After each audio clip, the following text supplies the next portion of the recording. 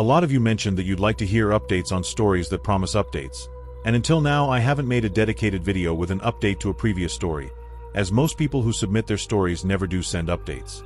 However, an anonymous viewer who submitted a beach story back in July of 2024 recently shared an update to their story. So I'll play the original story first if you want to refresh your memory or maybe haven't heard it yet. Or you can skip to the timestamp on the screen to get right to the update story. Beaches have always terrified me. Well, not always.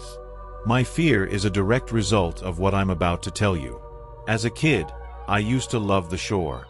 I remember spending many summers in eager anticipation of the weekend when my family and I would hang out at our beach house.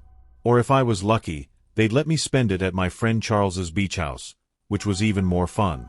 I was 16, and this was one of those special summer weekends.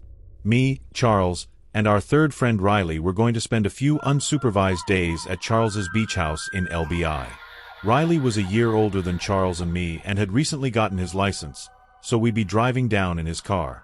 The drive down was fantastic. Riley was a pretty uncoordinated driver at the time, so most of the ride was spent laughing at him, swerving and cursing the road. It was great. We got down to LBI in good time and immediately moved all of our stuff from the car to the rooms we'd be staying in. The layout of the house is important to the story, so I'll briefly mention it. There was a front door, a garage door that connected the back to the front yard, a back sliding door, and a back upstairs deck that connected the upstairs bedrooms. There was also a spiral staircase that allowed you to go directly from the back deck to the ground so you could enter and exit the house from upstairs. The house sat along a lagoon, meaning the back end of the house faced a narrow channel of water with houses on the opposite side. We were at that ripe age where chasing girls was a priority, and a nice beach house all to ourselves was the perfect occasion. We spent a few hours figuring out which girls were down the shore at the time and talked to them on Snapchat. Finally, we found a group of 3 cute girls who said they'd be down to come kick back at Charles's house. I had more than enough weed to last us the weekend, and we had snagged a few bottles of our parents' alcohol before leaving. It was perfect. Things were going very well. The 3 girls, Rosie, Alexa, and Sophie, were fun and flirty, and the 3 of us could tell where the night would probably end up. At one point, the 6 of us decided to smoke in Charles's backyard pool. It was small, but it was perfect for 6 drunk kids. I remember the sight vividly. The gentle bay breeze blowing through my hair, the steam from the heated water rising slowly with the puffs of smoke from the joints. At our age, this was bliss. But then suddenly, Charles turned the music all the way down and stared over my shoulder into the darkness of the lagoon. Confused, I turned around, peering into the darkness. I could roughly make out the houses on the other side of the lagoon, but I wasn't quite sure what Charles was looking at. One of the girls asked Charles why he turned the music down, and he whispered that he saw someone standing on the dock opposite the house. I figured he was messing with us, so I started laughing. "Who cares, bro? People literally live here," I said. Charles shook his head. "I know that family personally. My parents said they're in Florida for the week." In all honesty, I still thought it wasn't a big deal or that he was just messing around, so I kept chuckling. The girls were a little freaked out though and said they wanted to go back inside. I wasn't going to argue. So the 6 of us started making our way out of the pool. As we were drying off in the yard, Riley jumped and cursed, looking toward the lagoon.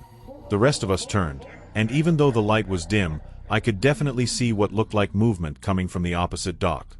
The 6 of us froze in place, trying to get a better glimpse of what we were looking at. Just then, a passing car on the road across from us lit up the scene ever so slightly, and the sight was horrifying. There were 4 tall silhouettes standing at the edge of the dock, facing us. It was impossible to tell what they were wearing or what they looked like, but there was no doubt they were staring directly at us. "Go inside now," Charles said with a shaky voice, motioning us toward the sliding door.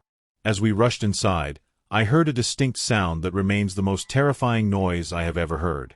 4 consecutive splashes rang out from behind us. These guys were swimming across the lagoon. We were in full-on panic mode. The girls screamed while Riley slammed the sliding door shut and locked it. Charles ran to the front of the house to lock that door too, and the 6 of us ran to a room that wasn't visible from outside.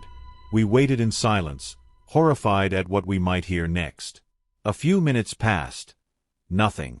Then Riley cursed, revealing that he had forgotten to lock the sliding door on the upstairs deck.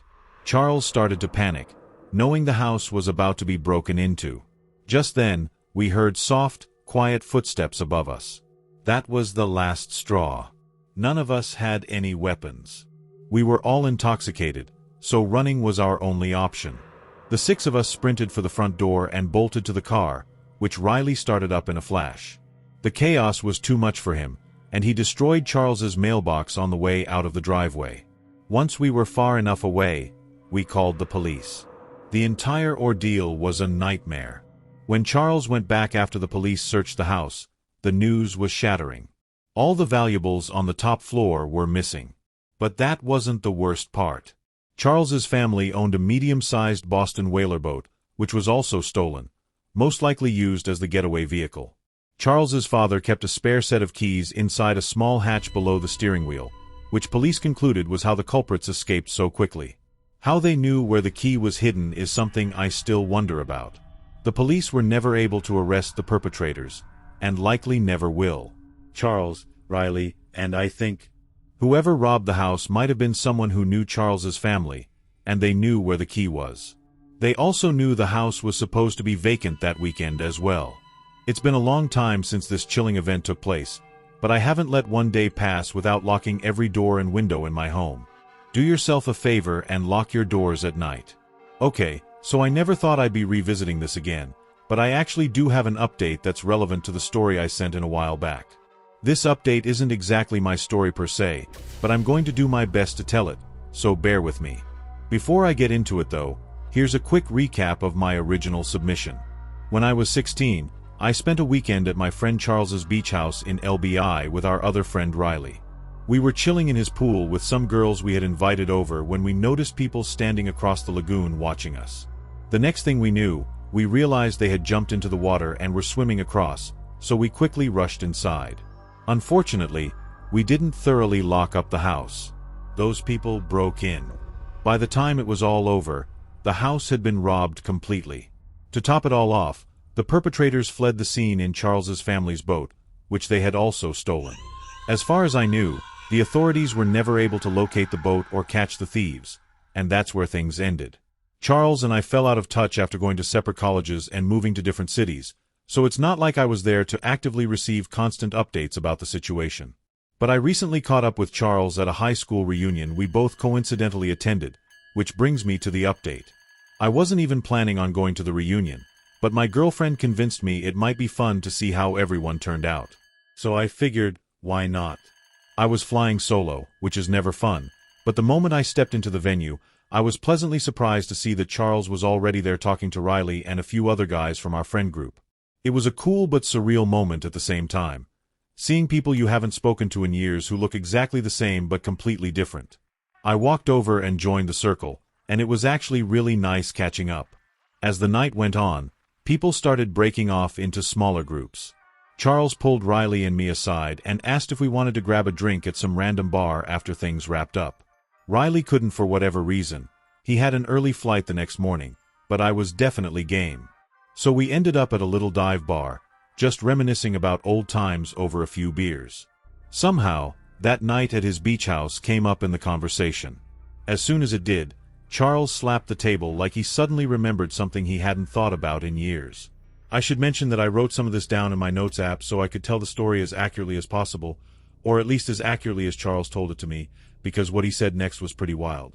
Charles explained that his little brother Kieran is 19 now, and apparently he and his friends are way bigger troublemakers than we ever were. About a year ago, Kieran and two of his friends decided to take the family's new boat out without asking permission.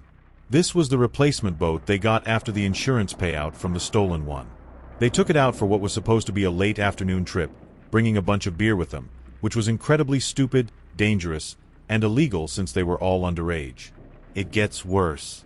They decided to anchor near Carville Island. I later looked it up and found out it's technically part of the Forsyth Wildlife Refuge, and you're not supposed to be there at night. Their plan was to anchor the boat, kill the engine, then swim to shore and hang out on the island to watch the stars. They swam to shore and found a spot on the beach. While waiting for the sun to go down, one of Kieran's friends noticed another boat anchored further down the shore. After taking a closer look, He became convinced it looked exactly like their family's old Boston whaler, the one that got stolen years earlier. The boat was far away and it was getting dark, so Charles had trouble believing Kieran could be sure. But Kieran refused to believe it was just some random boat. He convinced his friends to swim out with him to get a better look. By the time they reached it, Kieran was completely convinced it was his family's old boat. He wanted to take pictures to show his parents, but they hadn't brought their phones. By the time they could have gone back to get them, it would have been too dark to see anything clearly. One of Kieran's friends suggested calling the police, but Kieran was terrified of getting in trouble. They had been drinking, took the boat without permission, and weren't supposed to be on that island. Calling the cops was the last thing he wanted to do. Instead, they decided to swim back, drive their boat over to the other one for pictures, and figure out what to do later. As they were walking down the beach, one of Kieran's friends noticed a man walking toward them. Kieran was positive the man picked up speed as soon as they turned around, like he was pursuing them. According to Kieran, the man appeared to be holding a shovel. The boys ran, and the man ran after them. They sprinted back to their boat, and Kieran looked back one more time to see the man running in the opposite direction, presumably back to his own boat, which was significantly closer. They took off, but because it was after sunset in New Jersey, there were strict boating regulations. They couldn't speed away and had to follow the rules, making the entire situation even more nerve-wracking. Kieran wasn't sure if they were being followed, but he swore he heard the faint sound of a boat somewhere behind them in the darkness. Once they made it back home, his friends again urged him to call the police, but he refused. The guilt eventually consumed him, and the next day he came clean to his parents, everything except the drinking. Charles said his parents were furious. His dad banned Kieran from using the house for the rest of the summer. They reported what Kieran saw to the authorities, but just like the original incident, nothing ever came of it. I asked Charles how the boat could still be in use around LBI without being recognized, or why someone would anchor it so close to shore if it really was stolen. Charles didn't have solid answers. His best guess was that the boat had been stripped or repainted to avoid suspicion. As for the man with the shovel, Charles just shrugged and said maybe he was burying something or digging something up. Either way, it scared Kieran and his friends enough that they confessed to things they normally never would have. That was pretty much it. Charles and I talked a little longer, then said our goodbyes. Hearing the update didn't give me any closure. If anything, it opened up a whole new can of worms that will most likely be left unresolved.